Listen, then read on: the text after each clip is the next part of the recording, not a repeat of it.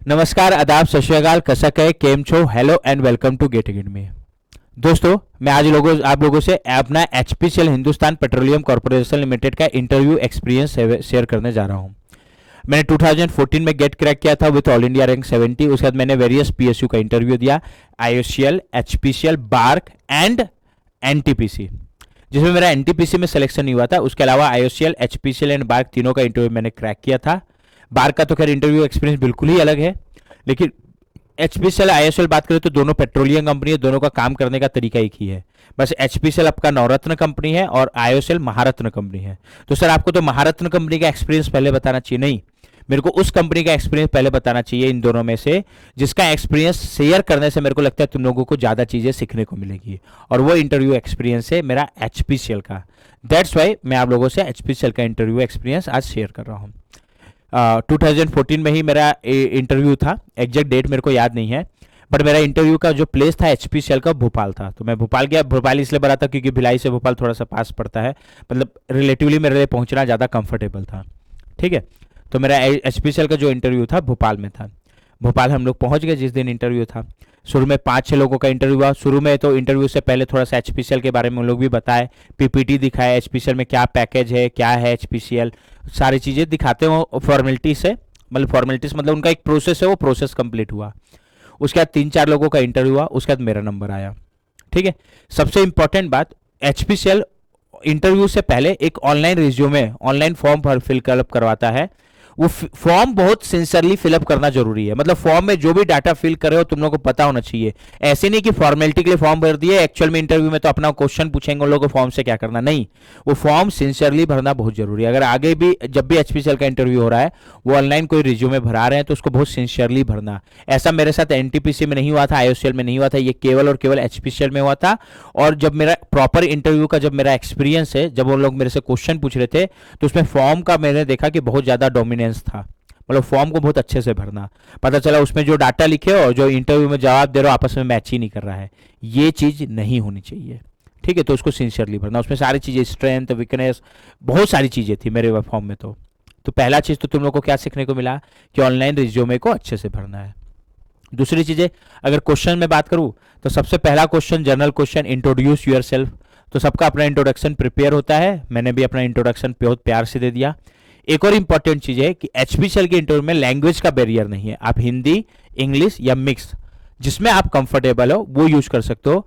अच्छे से जॉब करने के लिए या एचपीसीएल जाने के लिए आपका इंग्लिश अच्छा होना जरूरी नहीं है। इंग्लिश तो अपने आप टाइम के साथ अच्छा हो जाएगा, आपका कम्युनिकेशन अच्छा होना चाहिए। तो इंटरव्यूअर को लगना चाहिए कि आपका कम्युनिकेशन अच्छा है। अगर कम्युनिकेशन अच्छा है तो कोई दिक्कत नहीं है। कम्युनिकेशन आपको किस लैंग्वेज पे करो ज्यादा इंपॉर्टेंट नहीं है, बट किस तरीके से कम्युनिकेशन कर रहे हो वो अच्छा है कि नहीं, ये ज्यादा इंपॉर्टेंट है। तो एक चीज याद रखना, लैंग्वेज अच्छा नहीं होना चाहिए, कम्युनिकेशन अच्छा होना चाहिए। कम्युनिकेशन अच्छा है तो वो चीज उनको दिखेगी कि हाँ, इस बंदे का कम्युनिकेशन अच्छा है। ठीक है, अच्छा, पहला क्वेश्चन तो बता ही दिया मैंने, इंट्रोड्यूस यूर सेल्फ। दूसरा, नोट भी करते जाना, जो चीज लगता है तुम लोग को नोट करना चाहिए। एक तरफ क्वेश्चन और एक तरफ जो छोटे छोटे फिलर पॉइंट बता रहा हूं, जैसे लैंग्वेज बैरियर नहीं है, ऑनलाइन रिज्यूमे अच्छे से भरना है, ये छोटी छोटी चीजें को डालते जाना। अगला जो क्वेश्चन था, अगला क्वेश्चन कहने का मतलब मैं कुछ सीक्वेंस में नहीं बता रहा हूं, बट जो मेरा एक्सपीरियंस है, जो जो क्वेश्चन मेरे को याद है मैं वो शेयर कर रहा हूं।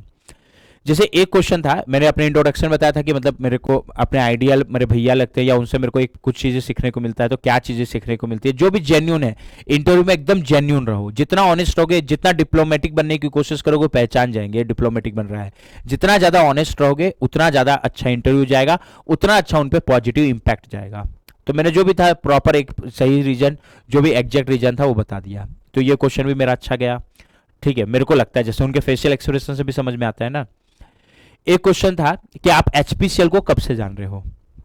एचपीसीएल को कब से जान रहे हो, तो मैंने बोला सर एचपीसीएल को तो मैं जब से मतलब घर में आया हूँगा, जब से मेरे को देखना अच्छे से समझ में आया है तब से ही जान रहा हूँ। क्योंकि हम लोग के घर में सर जो गैस है, जो गैस सिलेंडर यूज होता है वो एचपी गैस है, तो तब से ही मैं एचपीसीएल को जान रहा हूँ। उसके बाद थोड़ा बड़ा हुआ और रास्ते में घूमे तो पेट्रोल पंप दिखता है, तो एचपीसीएल का पेट्रोल पंप दिखता है।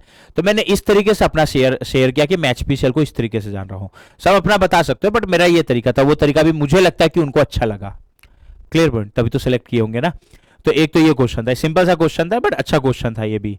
ठीक है, मतलब किस तरीके से आंसर देते हैं, तो एक क्वेश्चन ये था। अगला क्वेश्चन ये मेरे को, जैसे ये मैं पूछा तो मेरे को लोग बोले कि जैसे आप बोल रहे हो कि आप जिस एरिया में रहते हो वहां तो चलो आप एचपी गैस यूज करते हो, अब आपका एचपी सेल में सिलेक्शन हुआ, आप बने हो सेल्स ऑफिसर, ठीक है, वो भी एचपी गैस के ही, सिलेंडर के ही, मतलब बॉटल गैस, गैस से रिलेटेड, पेट्रोल से रिलेटेड बात नहीं कर रहे हैं अभी। बट जिस एरिया पे आपका अभी फोकस रहेगा उस एरिया पे इंडियन गैस इंडियन ऑयल जो यूज करता है वाला गैस है, इंडियन गैस ज्यादा डोमिनेट कर रखा है, ठीक है। अब आपको वहां एचपी गैस का मार्केट बनाना है, जो भी डीलर को हम लोग डीलरशिप मिला उसके थ्रू वहां एचपी गैस का मार्केट बनाना है। क्या स्ट्रेटजी आप फॉलो करोगे? और मैं जितना, ये तो मेरा एक्सपीरियंस है, पर मैं जितना भी इंटरव्यू का एक्सपीरियंस सुनता हूं एचपी गैस का, उसमें मार्केटिंग से रिलेटेड ये एक दो क्वेश्चन कॉमन है। ये गैस से रिलेटेड ही नहीं पूछेगा, जैसे किसी से पूछा कोई कंप्यूटर साइंस का है तो आप अपने ये कंप्यूटर साइंस वाला नॉलेज को कैसे मार्केटिंग में लगाओगे या आर्टिफिशियल इंटेलिजेंस को, जो भी है, बट ये मार्केटिंग से रिलेटेड क्वेश्चन कॉमन है, तो ये तुम लोग का प्रिपेयर होना चाहिए।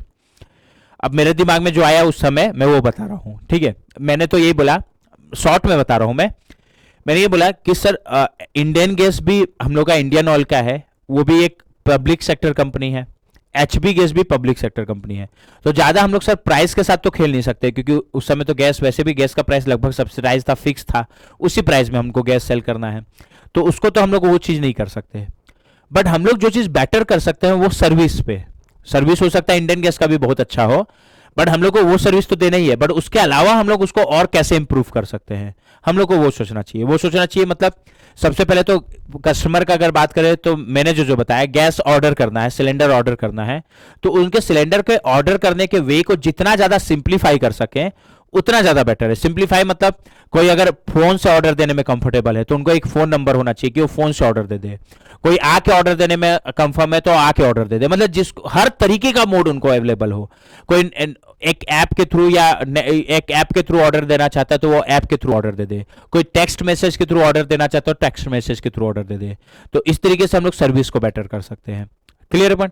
दूसरी चीज है, जितना जल्दी हम लोग सिलेंडर पहुंचाए, हम उनको वादा करें कि आप ऑर्डर दोगे उसके इतने टाइम लिमिट के अंदर हम लोग का कोशिश रहेगा कि हम लोग आपके सिलेंडर पहुंचाते हैं, और अगर वो कोशिश हम लोग का फुलफिल नहीं होता है तो हम लोग उसको कुछ बेनिफिट दे, कुछ एडिशनल गिफ्ट दे। तीसरी चीज है सर, उससे भी पहले इंपॉर्टेंट एक बात ये आता है कि भाई पहले तो ये चीज तो सर्विस बात की चीज है, पहले वो हम लोग का कनेक्शन ले, तो कनेक्शन लेते सर, कनेक्शन वो हमारा एचपी गैस ले, तो कोई नया कनेक्शन ले रहा है तो उनको हम लोग सिलेंडर के साथ चूल्हा फ्री में दे या एक सब्सिडाइज प्राइस में दे, प्रॉपर एक सर्विस प्रोवाइड करे कि हर 3 महीने में या इतने महीने पे एक स्टाफ भेजे जो उनका चूल्हा का जो बर्नर है उनको साफ कर दे, तो वो सर्विस उनको अच्छा मिलेगा, तो अपने आप वो आसपास के लोग भी, अगर किसी एक कस्टमर को बताएगा आसपास के लोगों की भाई ये हमारा 3 महीने में चूल्हे को सही करा देता है या साफ करा देता है, तो जाहिर सी बात है आसपास के लोग भी मोटिवेट होंगे अपने आप को इंडियन गैस से एचपी गैस में शिफ्ट करने को। तो हम लोग जो चीज कर सकते हैं सर, सर्विस को ज्यादा से ज्यादा बेटर कर सकते हैं, कस्टमर के लिए जितना ज्यादा अच्छा है, इजीली वे में ऑर्डर करना हो या हर तरीके से कांटेक्ट करना हो उसको कर सकते हैं, प्रॉपर सर्विस प्रोवाइड कर सकते हैं उनका चूल्हा को या जो भी चीज, और वो सेफ्टी के पॉइंट ऑफ व्यू से भी अच्छी है, ठीक है। एक प्रॉपर टाइम के बाद उनका गैस का पाइप चेक कर रहे हैं अपन और वो खराब हो गया तो उनको रिप्लेस करा रहे हैं, तो छोटी छोटी चीजों से हम लोग, मैं कहा, अपना मार्केट बना सकते हैं। आई थिंक ये जवाब भी उनको बहुत ज्यादा पसंद आया था, तो एक ये क्वेश्चन था, और मार्केटिंग से रिलेटेड क्वेश्चन एचपीसीएल में मेरे को लगता है बहुत कॉमन है। एक बहुत जनरल क्वेश्चन है, अपना वीकनेस स्ट्रेंथ, तो स्ट्रेंथ मैंने अपना जो था वो बता दिया, वीकनेस जो था मैं बता दिया। जैसे मेरे को कई बार लगता है ना, मतलब ये है कि नहीं वीकनेस वो अलग बात है, सबका अपना अपना परसेप्शन है, और कई बार मेरे को ये लगता है कि इंसान का वीकनेस ही उसका स्ट्रेंथ भी होता है, स्ट्रेंथ ही वीकनेस होता है।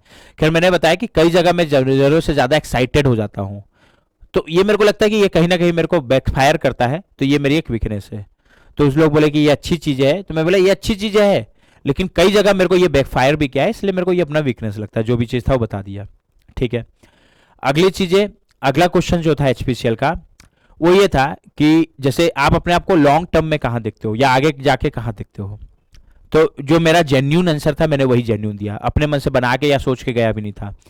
तो मैंने बोला सर मेरा एक हैबिट है ये कि मैं अपने आप को 15 साल बाद, 20 साल बाद या 40 साल बाद कहाँ देखता हूँ, इतना लॉन्ग टर्म में कभी सोच के नहीं चला। हाँ, लेकिन मेरा एक है कि मैं अपने आप को हमेशा आगे बढ़ता हुआ देखना चाहता हूँ। आगे बढ़ता हुआ कहने का मतलब क्या है कि जैसे मैं अभी एचपीसीएल में ही काम कर रहा हूँ, तो मेरे को इस तरीके से काम करना है कि जैसे अभी मैं एज ए ऑफिसर ज्वाइन कर रहा हूँ या जिस भी पोस्ट में ज्वाइन कर रहा हूँ, 3 साल या जो भी उनका टाइम फ्रेम है, मैं अपने आप को इतना इतना अच्छा परफॉर्मेंस दूं कि उस टाइम फ्रेम में मेरा नेक्स्ट प्रमोशन का जो टाइम आए तो मैं एक आगे बढ़ जाऊं, मतलब एक प्रमोट हो जाऊं। मेरी ये कोशिश रहेगी, ठीक है, कि मैं इतना अच्छा परफॉर्मेंस करूं तो मैं एक कदम आगे बढ़ा, फिर अगला कोशिश रहेगा कि एक कदम और आगे बढ़ूं, एक बार और प्रमोट हूं। तो इस तरीके से एक एक सीढ़ी चढ़ के मेरे को आगे बढ़ने का है। ये इस तरीके से मैं गोल बना के काम करता हूं। मतलब मेरे को ऐसा नहीं सोचना है कि 20 साल बाद में या 25 साल बाद मेरे को एचपीसीएल का या यही हूं तो मैं टारगेटर बन जाऊं। तो ये मेरा जवाब था। ये जवाब उनको अच्छा लगा, लेकिन इस जवाब को मैं उन्होंने मेरे को खूब घुमाया।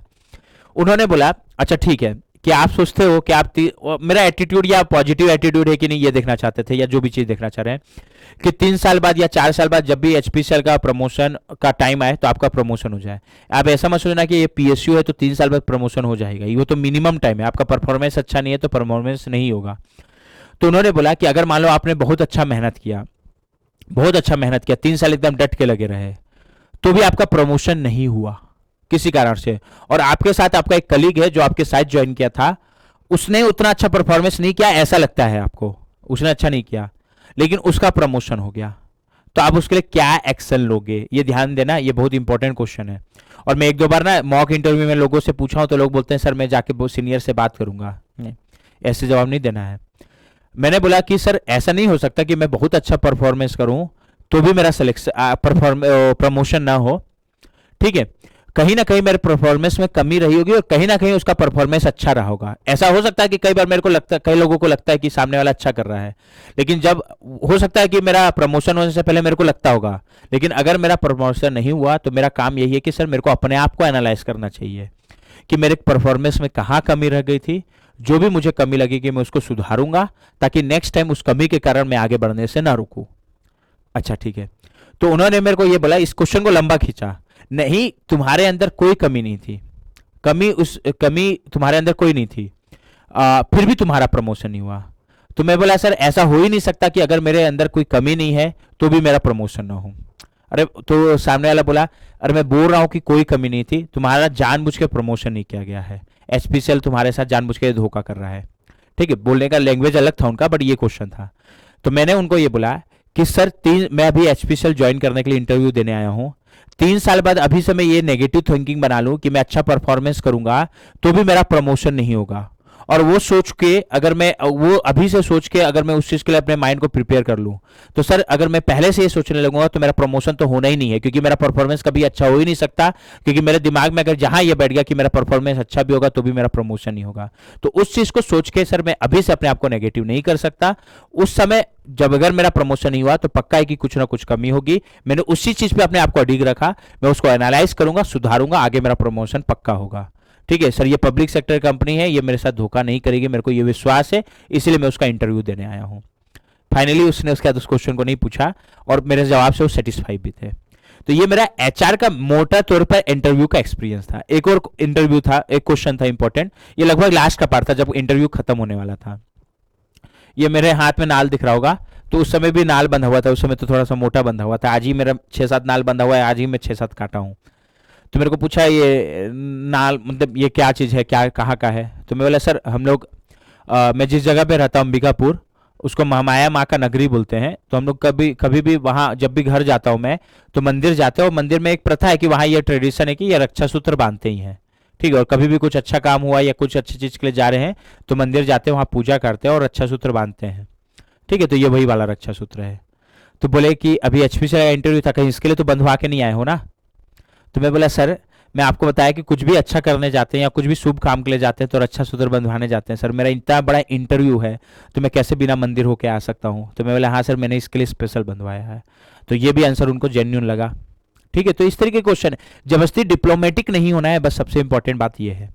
तो ये मेरा एचपीसीएल का इंटरव्यू था। सर आपने सारा नॉन टेक पार्ट डिस्कस किया, टेक्निकल पार्ट डिस्कस नहीं किया, तो लगभग एचपीसीएल का इंटरव्यू में 80 to 80% पार्ट आपको नॉन टेक मिलेगा, 20% पार्ट टेक्निकल मिलेगा। टेक्निकल बहुत सिंपल था, मेरे से 2-3 सब्जेक्ट पूछे, मैं वो सब्जेक्ट बताया, उसके बाद उसने मेरे से एक तो रैंकाइन साइकिल के से रिलेटेड थर्मोडायनेमिक्स में क्वेश्चन पूछा, एकदम सिंपल बेसिक क्वेश्चन कि रैंकाइन साइकिल का डायग्राम बनाओ इस तरीके से, उसमें 1-2 क्वेश्चन ऐड करके कार्नोट साइकिल भी पूछा था मेरे से।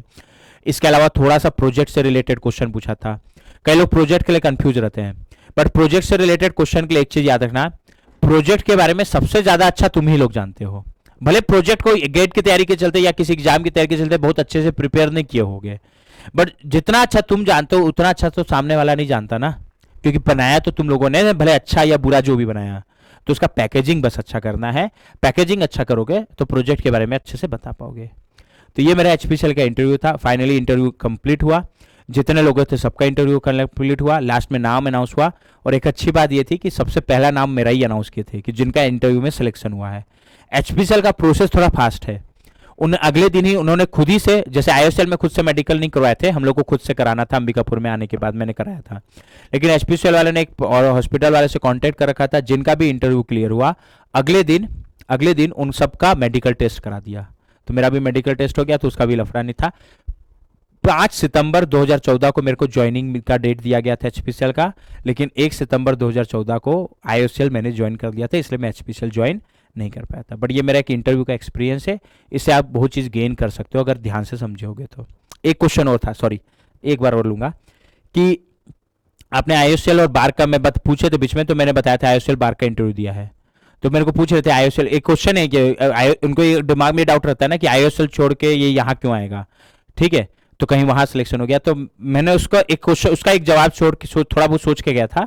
तो मैंने बोला इंटरव्यू का एक्सपीरियंस मेरे को पूछे कैसा रहा आईओसीएल का, तो मैं बोला सर आईओसीएल का इंटरव्यू मेरा एक्सपीरियंस बहुत ज़्यादा अच्छा नहीं था। अब ऐसा नहीं कि उनको डिप्लोमा वो भी नहीं लगना चाहिए कि जानबूझ के बोला है, तो उसका कारण, तो मैंने बोला सर उसका कारण ये है कि मेरे को जैसा वहां लगा कि वहां मेरा टॉप रैंक है या जो भी है उस दिन, सर सिंसियरली नहीं था। जैसे मेरा इंटरव्यू, जैसे अभी मैं एचपीसीएल का इंटरव्यू दे रहा हूँ, लगभग मेरे को 30 से 35 मिनट हो गया है, वहां 4-5 मिनट में ही मेरा इंटरव्यू कंप्लीट हो गया, 4-5 मिनट में। अब मेरे को ये नहीं समझ में आया कि वो 4-5 मिनट में मेरे को जज कैसे कर पाए होंगे कि मैं अच्छा हूं या बुरा हूं या आईओसीएल में काम करने लायक नहीं हूं। हो सकता है वो जज कर ले, वो इतने बड़े लेवल पे है, बट मेरे को वो एक्सपीरियंस से बहुत चीज सीखने को नहीं मिला। तो वहां का इंटरव्यू एक्सपीरियंस मेरे को बहुत ज्यादा अच्छा नहीं था, तो मैंने ये जवाब दिया था। अब ये देना चाहिए कि नहीं देना चाहिए वो एक अलग बात है, बट मेरा जवाब ये था, ये मैं तुम लोगों को बता रहा हूँ, ठीक है। तो एचपीसीएल का इंटरव्यू एक्सपीरियंस था ये मेरा, बहुत काम आएगा। कोई भी डाउट होगा इंटरव्यू के लिए आप मेरे से कांटेक्ट कर सकते हो। और वैसे भी अभी एचपीसीएल वालों ने अपना एग्जाम निकाला हुआ है, ठीक है, तो अगर उसका आप तैयारी करना चाह रहे हो, इंटरव्यू के लिए तो हम हैं, ठीक है, तैयारी के लिए भी हम हैं। तो गेट एकेडमी की टीम ऊर्जा बैच लॉन्च करी है, क्योंकि अभी एचपीसीएल ने 103 वैकेंसी निकाली है, केवल मैकेनिकल इंजीनियर का बात कर रहा हूँ। तो ऊर्जा बैच के थ्रू हम लोग एचपीसीएल की तैयारी करेंगे। ये हमारा लाइव रिकॉर्डेड कोर्स है। इसकी फीस वैसे तो 4000 है, लेकिन अभी आपको ये 2100 इंक्लूडिंग जीएसटी में अवेलेबल होगा, ठीक है, जो आपका पूरा एचपीसीएल 2022 की तैयारी का ध्यान रखेंगे हम लोग, ठीक है। तो प्रॉपर, बट ज्वाइन करने से पहले एकदम सिंसियर हो जाओ। इसमें एज लिमिट याद होगा, तुमको पता होगा मैक्सिमम एज लिमिट 25 है, ठीक है। तो एज लिमिट भी तो बहुत ज़्यादा नहीं रखा हुआ है, तो बहुत ज़्यादा कैंडिडेट होंगे भी नहीं, तो ये आपको बहुत ज़्यादा बेनिफिट करेगा। अगर सिंसियरली तैयारी करोगे तो इस एग्जाम को क्लियर कर लोगे। इंटरव्यू का तैयारी कैसे करना उसके लिए मैं हूँ ही, ठीक है। And all the best.